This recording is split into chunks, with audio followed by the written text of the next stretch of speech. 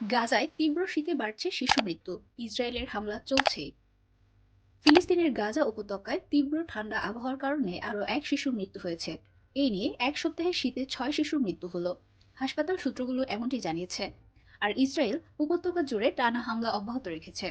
সোমবার আলী আল বাত্রার নামে 1 মাস বয়সী ওই শিশু মধ্য গাজার আল আকসা মার্টার হাসপাতালে মারা যায়। ফিলিস্তিনি বার্তা সংস্থা ওয়াফা হাসপাতাল সূত্র উল্লেখ করে এমনটি জানিয়েছে। হাসপাতাল সূত্র জানায়, তার মৃত্যুর কারণ ছিল তীব্র ঠান্ডা আবহাওয়া। তার আগের দিন আলী আল বাত্রানের যমজ ভাই জুমা আল বাত্রান তীব্র ঠান্ডায় মারা যায়। গাজার কেন্দ্রীয় এলাকার দের আল বালাহায় উদ্বাস্তু পরিবারগুলোর দুর্বল তাবুতে তার মৃত্যু হয়। নির্ধারিত সময়ের 1 মাস আগে তাদের জন্ম হয়েছিল। তাদের বাবা জানান, জুমার মাথা বরফের মতো ঠান্ডা ছিল। ইসরায়েলি বাহিনী গাজার প্রায় 23 লাখ বাসিন্দাকে বাস্তুচ্যুত করেছে, যাদের মধ্যে হাজারো মানুষকে বাধ্য করা হয়েছে উপকূলের অস্থায়ী তাঁবুতে আশ্রয় নিতে। বৃষ্টি, বাতাস আর ঠান্ডা আবহাওয়ায় তাদের ভোগান্তির মধ্য দিয়ে যেতে হচ্ছে। গত এক সপ্তাহে ঠান্ডায় মারা যাওয়া 6 ফিলিস্তিনি শিশুর মধ্যে 3জন গাজার উপকূলীয় নিরাপদ অঞ্চল আল মাওয়াসিতে বসবাস করত, যা দক্ষিণের খান ইউনুস শহরের কাছে অবস্থিত। গাজার সরকারি তথ্য দপ্তর সোমবার জানায়, উদ্বাস্তু শিবিরের জীর্ণ তাঁবুগুলোতে প্রচণ্ড ঠান্ডায় 7 জনের প্রাণ গেছে। এর মধ্যে একজন প্রাপ্তবয়স্ক স্বাস্থ্যকর্মীও রয়েছেন। গাজার স্বাস্থ্য মন্ত্রণালয় একই দিন বলেছে, আগের 24 ঘন্টায় 27 জনের প্রাণ গেছে। দের আল বালাহ থেকে আল জাজিরার সংবাদদাতা হিন্দ খুদারি বলেন, এই মুহূর্তে পরিস্থিতি কল্পনা করার মতও নয়। আমরা সবাই প্রচণ্ড ঠান্ডার কারণে জমে যাচ্ছি এবং কাঁপছি।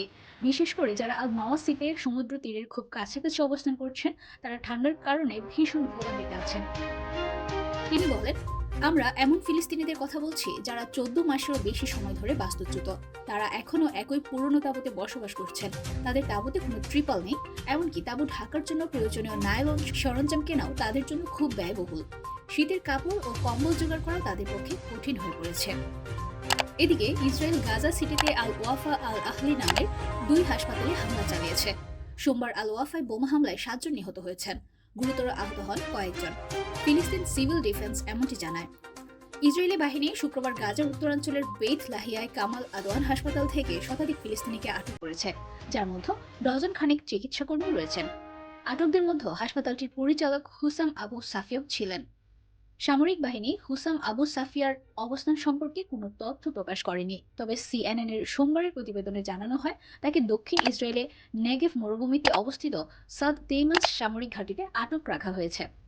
ঘাঁটিটি আটক কেন্দ্র হিসেবে ব্যবহৃত হয়।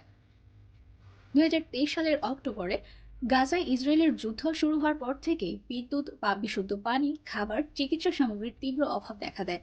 বহু মানুষ বারবার বাস্তুচ্যুত হয়েছেন। গাজায় ইসরায়েলি বাহিনীর হামলায় এ পর্যন্ত 45,541 ফিলিস্তিনির প্রাণ গিয়েছে। আহত হয়েছেন 1,08,333 জন। 7 অক্টোবর হামাসের হামলায় 1,100-র বেশি ইসরায়েলি প্রাণ যায়। অনেককে বন্দী করে গাজায় নেওয়া হয়।